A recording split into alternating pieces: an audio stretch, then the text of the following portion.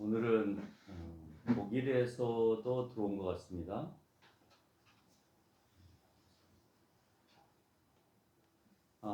세종도, 무안도, 화순도, 또 독일은 교회를 맡아서 지금 사역을 잘 하고 있으시니까, 또 익산도 각각 여러분들이 처해 있는 그곳에 교회들이 하나씩 다 세워주면 좋겠다, 이런 생각을 아침에 기도하면서 제가 저에게 그런 마음이 들었습니다. 각각 여러분들이 그 있는 지역에 교회가 또다시 세워질 수 있도록 한번 노력해 보십시오. 아멘 하신 분이 한 분밖에 안 계시나? 어쨌든 감사합니다. 각각 여러분들이 각 지역에서 물론 지금은 영상으로 우리가 함께 예배를 드립니다만은 나를 중심으로 해서 또 교회가 하나 세워지기를, 물론 아무런 교회나 세워지는 것은 원하지 않고 정말 지금의 교회와 다른 개혁적인 교회가 세워질 수 있도록 여러분 힘써 기도하시고 준비하셨으면 좋겠습니다. 오늘 지금 독일은 새벽일 텐데 이 시간에 또 함께 예배를 드려주셔서 감사합니다. 오늘 본문의 말씀을 가지고 여러분하고 함께 나눌 말씀은 오늘은 성령입니다. 성령이어서 십자가를 증거하시는 성령, 십자가를 드러내시는, 또 십자가 가운데에서 사역하시는 이는 예수 그리스도이시고, 또 십자가를 통해서 궁극적으로 하나님께서 하시고자 하는 의도가 예수님을 통해서 하셨기 때문에 십자가 안에서 하나님을 우리가 볼 수 있다라고 과거 설교에서 제가 말씀을 드렸었습니다. 오늘은 그 십자가를 증거하시는 예수님의 모습을 성경을 통해서 담고 있는 것을 볼 수가 있습니다. 그래서 오늘 본문의 말씀을 통해서 십자가를 증거하시는 성령님에 대해서 여러분과 함께 말씀을 나누고자 합니다. 여러분, 그 남녀가 사랑을 하면, 연애를 하면 그 사랑에 대해서 남녀는 확인을 받고 싶어하는, 사랑에 대해서 확인을 받고 싶어 한 때가 있습니다. 그러지 않나요? 없어요? 사랑을 안 해봐서 잘 몰라요? 사랑을 해보면 그 상대방이 나를 사랑하는가 사랑하지 않는가를 확인하고 싶을 때가 있어요. 그래서 뭐 심지어 말도 안 되는 말이지만 저 하늘의 별을 좀 따다 갖다 줘봐라, 이렇게 주문하기도 하고, 네가 진짜 사랑하면 구찌나 페라가모 가방 정도는 나에게 하나 사줄 수 있지 않아? 라고 주문하기도 하고, 아니면 반대로 내가 저 사람을 사랑하기 때문에 저 사람의 작은 거 하나라도 내가 거슬리지 않게끔 잘 도와줘야 되겠다라고 생각하는 사람들도 있고, 내가 진짜 사랑하기 때문에 내가 받은 용돈들을 잘 모아놨다가 좋은 옷이라도 한 벌 사줄까 하는 마음을 갖기도 합니다. 오늘 예수님은 그 사랑을 제자들에게 확인시키려고 하고 있는 모습을 볼 수가 있습니다. 너희 역시 나를 사랑하면 어떻게 해라 라고 오늘 본문은 시작을 합니다. 예수님께서 제자 이후에 성도들에게 확인받고 싶은 내용은 십계명을 지켜라가 아니라 나의 계명, 예수님께서 새로 우리에게 주신 계명을 지키라라고 하고 있습니다. 예수님의 계명은 요한복음 13장 34절에서 명확하게 예수님 스스로가 말씀하고 있습니다. 내가 너희에게 새 계명을 줄 건데 그 계명이 뭐냐? 내가 너희를 사랑한 것 같이 너희도 사랑하라 라는 거였습니다. 그럼 우리는 여기에서 예수님께서 우리를 어떻게 사랑하시는지를 알아야 우리도 그런 사랑을 할 수 있을 거다라고 하는 거예요. 자녀들이, 부모가 자녀들을 어떻게 사랑했는지를 성장 과정 속에서는 잘 모르죠. 언제 아냐? 본인이 부모가 되었을 때 나를 이렇게 사랑하셨구나 라고 하는 것을 알게 되죠. 오늘 우리가 예수 그리스도를 통해서 예수님이 나에게 어떻게 사랑하셨는지를 정확하게 알지 못하면 예수님께서 가르쳐 주신 그 사랑을 우리가 해낼 수 없다라고 하는 것입니다. 그래서 우리는 어쩌면 다 못 해내고 있는지 몰라요. 많은 분들이 예수님이 하신 그 사랑을 해내지 못하고 있다는 사실이 듭니다. 간혹 과거에는 정말 예수님의 그 사랑의 발자취를 따라서 그렇게 사랑을 실천해 보고 싶어 하는 사람들이 있었습니다. 되려 그런 영역에 있어서는 근본주의자들이 훨씬 더 잘합니다. 근데 그 근본주의라고 하는 것이 결코 다 맞지 않기 때문에, 그렇다고 해서 우리가 다 맞지 않기 때문에, 아니 많은 부분이 맞지 않기 때문에 다 버려야 되느냐? 그건 아닙니다. 그 안에 진보주의자들이 갖지 못하는 사랑이 있는데, 그 사랑은 예수님이 어떻게 나를 사랑하셨는지에 대해서 닮아가려고 하는 그 사랑에 있어서는 근본주의자들이 훨씬 더 잘한다라는 것. 아마 여러분 이 사랑 안에서 다른 생각을 하고 있다면 그게 무슨 말일까라고 생각할 수도 있을 겁니다. 그래서 오늘 예수님이 우리를 향한 사랑이 어떤 거였는지를 정확하게 알아야만이 우리가 할 수 있다라는 말을 서두에서 제가 언급을 한 것입니다. 여러분에게 예수님은 어떤 사랑을 하셨는가 한번 생각을 해보시면서 그 사랑을 한번 더듬어가는 이 시간이 되시기를 바랍니다. 그의 사랑은 자기를 희생하셔서 우리를 구원하시는 사랑이었어요. 예수님 사랑이 어떤 사랑이야? 자기를 십자가에서 희생하셔서 우리를 구원으로 이끌어내신 사랑이야. 본인이 하나님이신데 그 하나님의 자리를 내려놓으시고 낮고 천한 인간의 모습으로 나타나셔서 인간들에게 핍박받으시고 인간들을 위하여서 그를 자기의 희생의 제물로 내놓으신 사랑이야. 예수님의 사랑은요, 그게 처음이고 그게 마지막이에요. 그럼 우리도 희생을 감내하고 서로가 구원에 이르도록 하는 그 사랑을 해야 된다라고 하는 말을 하는 겁니다. 그런데 우리의 희생을 감내해서 서로의 너희에게 사랑을 해라라고 하는 그 말 안에 다른 뉘앙스로 우리가 전달하는 경우들이 많아요. 이게 이제 진보주의자들이 주장하는 주장들입니다. 뭐냐? 그 사랑은 용서하는 것이다. 그 사랑은 상대방을 좋게 표현하는 것이다. 그 사랑은 서로 나누어 주는 것이다. 이렇게 재해석하는 경우들이 너무나 많이 있습니다. 예수님이 용서해 주고, 예수님이 좋은 말 해주고, 예수님이 나누어 주고 하는 부분이 복음서에서 그 영역이 더 많은지, 아니면 너희가 나처럼 희생하여서 내가 너희에게 준 이 복음을 증거하는 그 사랑의 모습을 실천하는 말이 더 많은지를 한번 여러분이 생각해 보세요.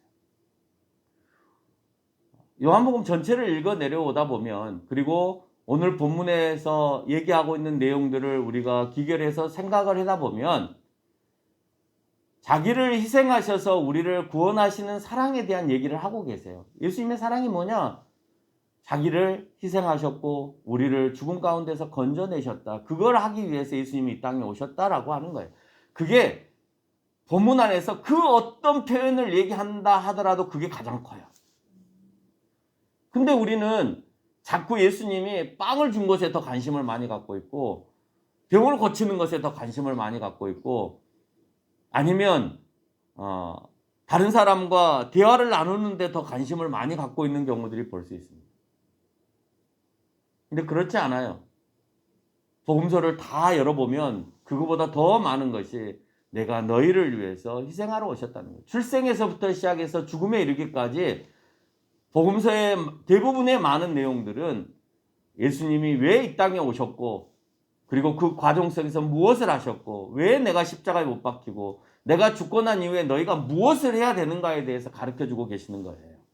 그것의 핵심은 예수 그리스도가 너희를 위해서 희생함으로 인하여 구원에 이르게 하는 사랑을 너희에게 준다라고 하는 것입니다. 진정한 사랑은 상대를 구원으로 인도하는 것이 진정한 사랑이에요. 착각하지 마세요. 밥 주는 것을 사랑으로 착각하지 마세요. 그것은 인격적으로도 할 수 있는 거예요. 인간적인 면으로도 우리는 충분히 할 수 있는 거예요. 예수 그리스도가 내 안에 있지 않아도 할 수 있는 거예요. 예수 그리스도가 있는 사람은 밥 주는 일과 더불어서 구원으로 인도해내는 거예요. 여러분, 영원히 죽을 수밖에 없는 저 사람을 영원히 살게끔 내가 욕을 얻어먹고 핍박을 당하고 야단을 맞고 무슨 얘기를 듣는다 하더라도 구원으로 인도낼 수 있는 그 사랑이 내 가운데 있어야 된다라고 하는 거예요. 여러분, 우리에게 필요한 그 사랑은 예수님께서 자기의 희생을 감내하고 구원으로 이끌어내신 것처럼 마찬가지로 서로 그렇게 사랑하라고 했으면 저 사람이 예수 그리스도를 부인하고 멀어져 가고 예수 그리스도를 모르고 떠나는 그 상황 가운데서 내가 어떻게든지 내가 희생을 감내하고서라도 저 사람에게 내가 가지고 있는 이 복음의 열정과 사랑의 이 마음을 저 사람에게 전달해서 이끌어내는 것이 진정한 사랑이다라고 하는 겁니다. 그게 예수님께서 가르쳐 주신 새 계명이에요. 눈의 요한복음을 통해서 제가 설명을 드렸습니다마는 예수님의 사랑이 떡 나눠주는 사랑이었나요? 예수님의 사랑이 병 고치는 사랑이었어요. 그러면 다 하셨어야죠. 다 안 하셨습니다. 복음의 메시지를 전하고 빵을 주셨고요. 본인이 누구다고 얘기하시고 또는 병을 고쳐주시고 내가 누구다라고 설명을 하시고 병을 고쳐주세요. 그냥 순수한 목적으로 병을 고쳐주고 순수한 목적으로 빵만 주시지는 않는다라고 하는 거예요. 왜? 그게 전부가 아니기 때문에. 그거는 잠깐 있다가 없어질 그 생명에서 필요한 것이에요. 그러나 오늘 예수님께서 우리에게 요구하시는 것은 영원한 삶을 내가 나를 통해서 너희에게 주고 싶다라고 하는 거예요. 우리가 죽을 수밖에 없는 상황 가운데, 여러분, 죽음 가운데 놓여 있는 사람에게 가장 큰 사랑은 뭐겠어요? 그 사람을 건져주는 것이 더 큰 사랑이에요. 물에 빠져서 허덕이고 있는 사람한테 빵 던져주는 것이 무슨 의미가 있겠어요? 물에 빠져 있는 허덕이고 있는 사람을 병 고치는 게 무슨 의미가 있겠어요? 죽을 건데. 조금 있으면 죽을 건데 그 죽는 사람에게 빵을 던져주면 뭐 할 거고, 그 조금 있으면 죽을 건데 그 사람을 병 고쳐주면 뭐 할 거예요? 그 사람을 어떻게 이제 살려내는 것이 진정한 사랑이라는 거예요. 빵은 던져주면 됩니다. 내가 가지고 있는 것의 일부를 주면 됩니다. 근데 구원으로 이끌어내는 데 있어서는 일부만 줘서는 안 돼요. 희생이 따라야 되는 거예요. 정말 힘든 거예요. 우리 교회 안에 새싹교회가 있고 또 우리 중고등부가 있습니다. 한 아이를 바로 세우는 데 있어서 얼마나 많이 힘들다라고 하는 것을 제가 요즘에 많이 듣습니다. 쉬운 일 아니죠, 당연히. 차라리 그 아이들 데려다가 밥 한 끼 사주고 재밌는 거 같이 보여주고 하는 게 더 훨씬 쉬워요. 그건 돈만 있으면 되는 거니까. 근데 내가 저 아이에게 예수 그리스도를 분명히 가르쳐 줘야 되겠다라고 하는 것을 하기 위해서는 정말 내가 많은 것들을 희생하지 않으면 안 되는 겁니다. 그렇지 않아요? 여러분, 학교에서도 선생님들이 1 더하기 1, 2 더하기 2 가르쳐 주는 건 쉽습니다.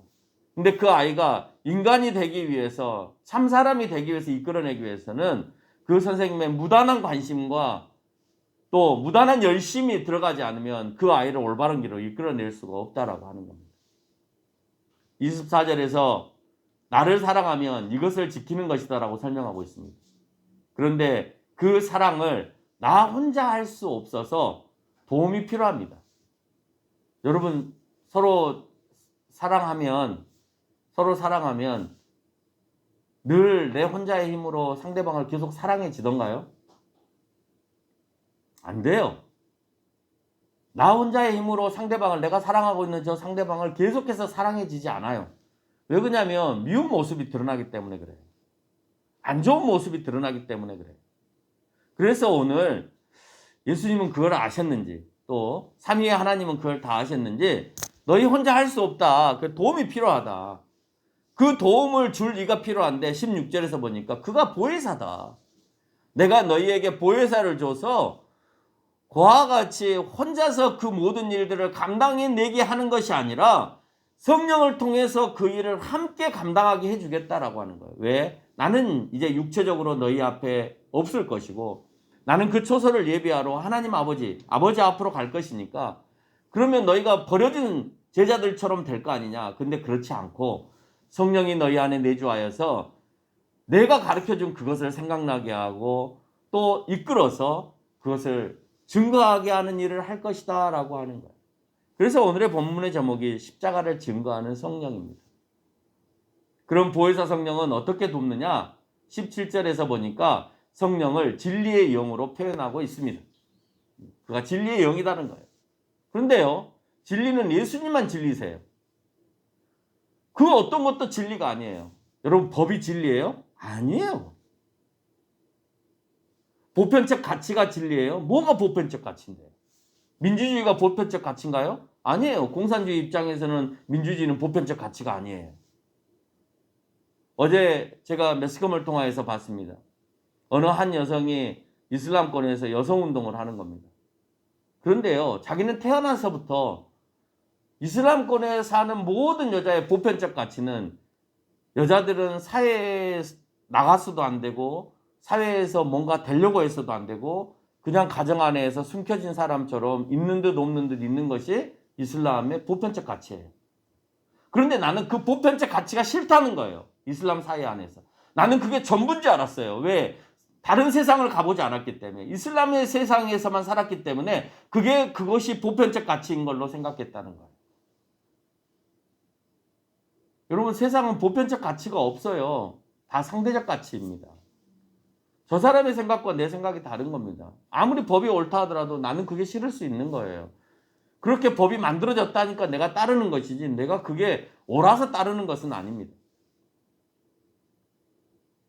저는 선생님에게, 정말 훌륭한 선생님에게, 인격적으로 잘 되는 선생님에게 학생들에 대한 훈육것도 있어야 된다고 생각합니다. 교육을 하는 데 있어서는 필요합니다. 따끔한 말도 필요하고 그 따끔한 말이 지금에 와서는 언어폭력으로 표현이 되어 있는데 나는 그것도 별로 원하지 않습니다. 정말 그 아이를 진정어린 마음으로 돌볼 수 있는 선생님이라면 나는 충분히 훈육권을 줘야 됩니다. 그러나 그 기준과 그 척도가 다르기 때문에 누구는 주고 누구는 안 줄 수 없어서 그냥 법은 일관적으로 그냥 규정해 놓고 모두가 안 돼, 아니면 모두가 돼, 이렇게 만들어 버리는데 문제가 있다는 거예요. 부모에게도 훈육권은 당연히 있어야 되는 것이죠. 그게 너무 지나칠 정도의 처벌이 돼서는 안 되겠지만 반드시 있어야 합니다. 근데 지금은 그 아이를 상대적으로 다른 아이와 비교하는 것도 언어폭력이 되어져요. 그것도 고소의 이유가 되어집니다. 세상은 절대적 진리가 없습니다. 근데 오늘 예수님은 본인 스스로가 내가 진리다라고 얘기합니다. 6절에서 보니까 내가 곧 길이요 진리요 라고 표현하고 있습니다. 요한복음 1장 17절에서 보면 진리는 그리스도로 말미암아 온 것이다 라고 표현하고 있어요. 그 진리가 뭐냐? 나를 통해서만 너희가 살 수 있다라고 하는 진리예요. 너희를 영원히 내가 살게끔 해줄 수 있는 것은 다른 곳에 진리가 있는 것이 아니라 예수 그리스도 안에 있다라고 하는 표현을 하고 있는 겁니다. 성령은 오직 진리이신 예수 그리스도를 증거하는 거예요. 그걸 하시기 위해서 오늘 성령은 내 안에 내주하시는 겁니다. 26절은 명백히 이를 설명합니다. 보혜사는 너희에게 예수님의 모든 것을 가르치시고 내가 너희에게 말한 모든 것을 생각나게 하신다고 말씀하고 있습니다. 그 진리를 가르치시고 그 진리를 생각나게 하시는 거예요. 예수님께서 영원히 우리에게 가르쳐야 될 것은 하나님과 예수님을 통해 보내어주신 성령을 통해서 우리에게 가르치시고 생각나게 하는 것입니다. 성령이 내 안에 계시지 않으면 예수도 내 안에 계시지 않는 것이고 그럼 예수의 사랑도 우리는 느낄 수 없는 것이에요. 그 표현이 잘 되어 있는 것이 오늘 본문 20절입니다. 그런 나에게 예수님을 증거하는 능력이 나타나는 것이고 중생한 자들은 그 열정 하나만으로 평생을 살아가는 거예요. 다른 것에는 관심도 열심도 없는 것입니다.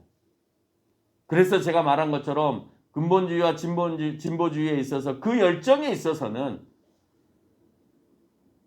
근본주의의 그 열정을 따라갈 수 없다라고 하는 거예요. 그러나 그 근본주의가 갖고 있는 그 열심에 있어서 잘못되어 있는 도구마에 쌓이는 그 열심은 가져서는 안 되는 것이고 오늘 예수 그리스도가 가지고 있는 이 복음에 대한 열정만큼은 우리가 식지 말아야 되는 모습입니다. 여러분, 예수 그리스도에 대해서 내가 거듭났습니다. 거듭나고 난 다음에 여러분 열정을 가지고 있나요? 제자들은 거듭나고 난 다음에, 성령을 통하여서 거듭나고 난 다음에 그들은 평생을 다른 것에 관심 갖지 않고 예수 그리스도를 증거하고 예수 그리스도로 인하여서 너희들이 구원에 이르게 하는 일에 최선을 다하고 교회를 세워갔습니다. 여러분, 무엇에 관심을 갖고 있습니까? 여러분, 그것에 관심을 갖고 있지 않다면 어쩌면 여러분은 아직도 예수 그리스도로 인하여서 성령을 통한 그 증거에 대한 확신이 나에게 없을 수 있다라고 하는 거예요. 내가 그것을 위해서 살아야 된다라고 하는 그 마음의 열정이 내 가운데 성령을 통하여 가득해야 되는 거예요. 왜? 성령은 오늘도 나에게 가르치시고 인도하시는 사역을 하고 계시기 때문에 그렇다는 겁니다. 그런데 뜨거워지지 않을 수 있다고요? 거짓말이죠. 뜨거워질 수밖에 없는 거고 더 뜨거워져야 되는 거죠. 여러분이 갖고 있는 그 마음과 더불어서 오늘 또 합해지는 성경의 말씀과 더불어서 더 뜨거워지고 더 커져가는, 더 풍성해가는 구원에 대한 그 사랑을 실천하는 그 일들을 내가 하겠다라고 하는 그 마음이 더 강해져야 된다라고 하는 겁니다. 그럼 우리는 예수님께 속한 사람이 아닌 세상에 속한 사람이 되어서 예수님의 사랑을 알지 못하게 되어질 겁니다. 관심이 없는 사람을 얘기하는 겁니다. 내가 아직도 그렇게 성령이 하셨고 말씀이 주셨고 하셨는데도 불구하고 내 가운데 열심이 없다? 그러면 오늘 성경은 얘기하는 겁니다. 그거는 성령에 속한 사람이 아니고 또 나에게 속한 사람이 아니라 세상에 속한 사람이다. 그러니 좀 세상도 알게 우리에게만 성령을 주시지 말고 세상에도 좀 보여주세요.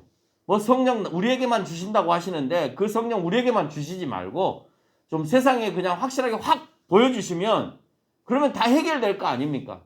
그 말은 이런 말하고 같아요. 왜 하나님의 백성들만 선택한다고 하십니까? 그냥 아예 처음부터 모든 사람을 다 구원해 준다고 해버리시지. 아니, 아예 처음부터 선악과도 만들지 마시지. 아니, 아예 이 세상에 우주 만물을 만들지 말고 그냥 하나님 나라만 만들어 놓으시지. 그런 말과 같은 거예요. 그러니 좀 세상도 알게 우리에게만 성령을 주시는 것이 아니라 세상도 보여달라라고 말하는 인물이 오늘 본문 안에 등장을 합니다. 22절에서 보니까 그가 유다다라고 얘기하면서 설명하기를 그는 가룟 유다는 아니다라고 얘기를 합니다.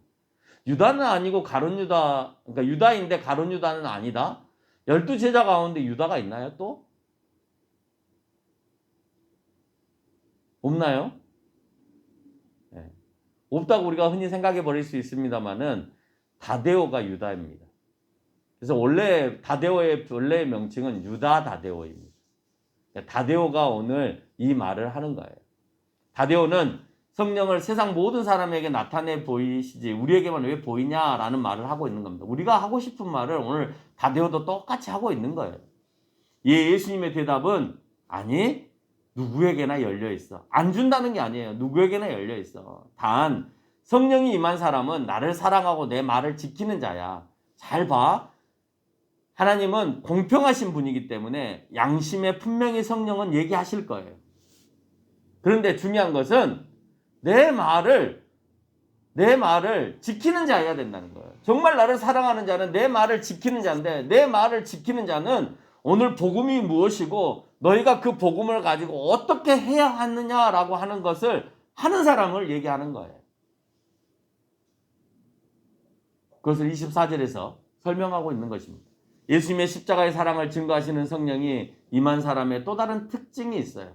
여러분, 내가 성령이 임했는지 임하지 않았는지 첫 번째, 내 마음 가운데 정말 예수 그리스도를 모르는 사람에게 예수 그리스도를 증거하고 싶은 마음의 열정이 강한 거. 이게 첫 번째 특징이에요. 정말 저 아이를, 저 사람을 구원으로 인도해 주고 싶어. 예수님을 알게 해주고 싶어. 이 마음이 내 가운데서 식지 않으면 여러분 그분은 성령이 내 가운데서 충만하신 분이에요. 두 번째, 27절에 보니까 평안이 있는 사람. 왜 평안이 있을까요? 네? 평안을 너희에게 끼치노니 곧 나의 평안을 너희에게 주노라. 내가 너희에게 주는 것은 세상이 주는 것과 같지 아니하니 너희는 마음에 근심하지 말고 두려워하지 말라. 근데 제가 오늘 이 설교를 준비하면서 이 본문을 읽으면서 많은 사람들이 그렇게 생각했을 거라는 생각을 들어요. 내가 평안을 주노니 세상에 있는 모든 것을 너희에게 갖게 하여서 너희에게 평안을 주노라. 이렇게 얘기하셨으면 얼마나 좋았을까. 근데 세상이 주는 것과 같지 아니하니 라고 표현하고 있다는 거예요. 세상이 주는 것과 다른 예수님이 주신 평안이 따로 있다는 거예요. 그 평안이 뭐예요?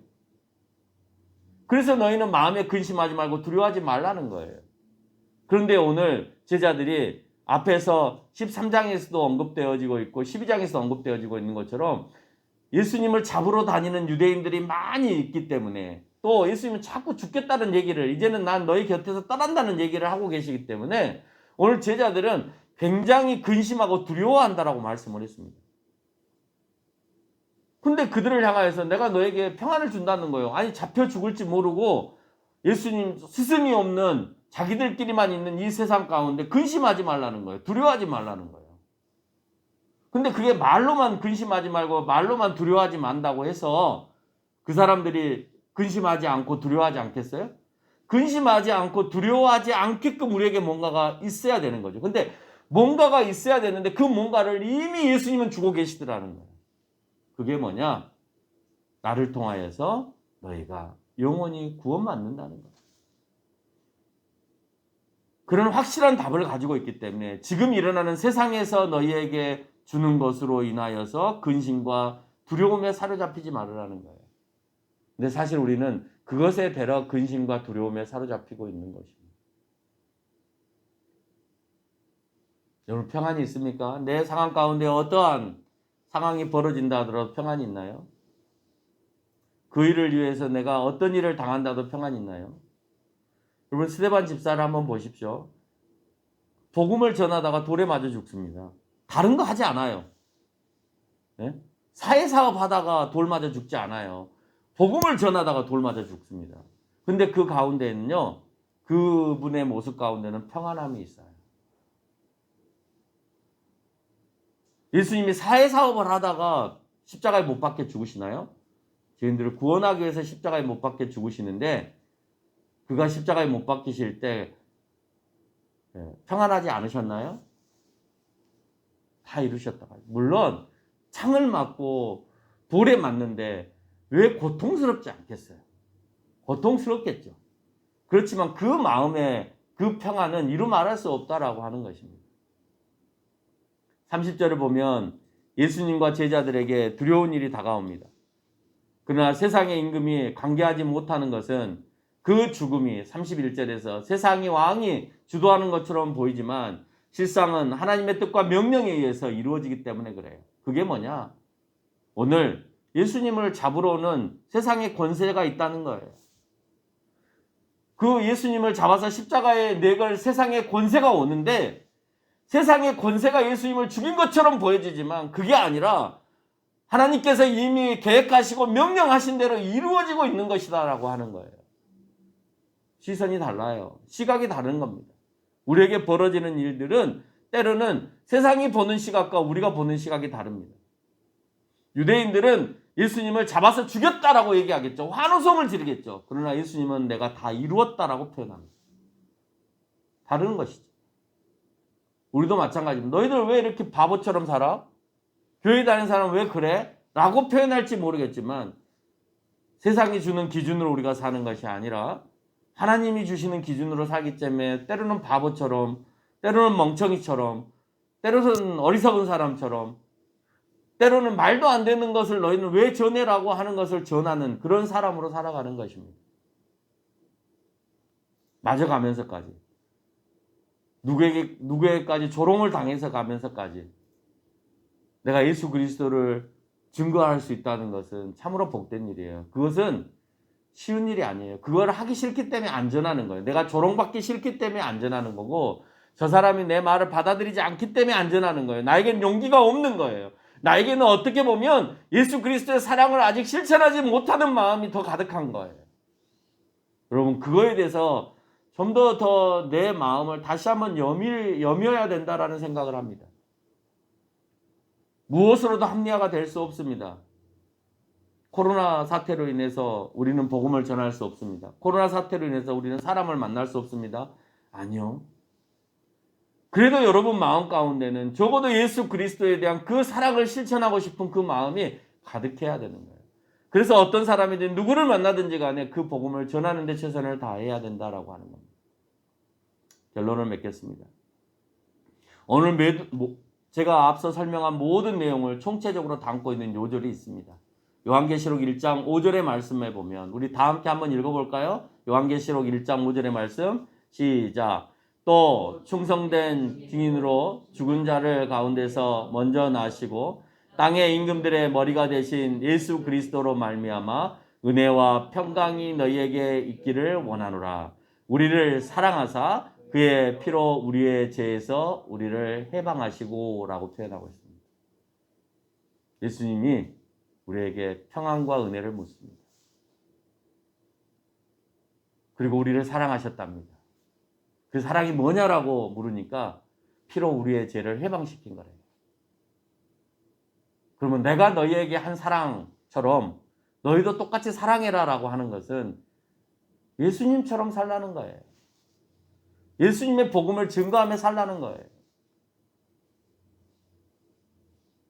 근데 우리는 거기에 머물러 있지 않다는 것입니다.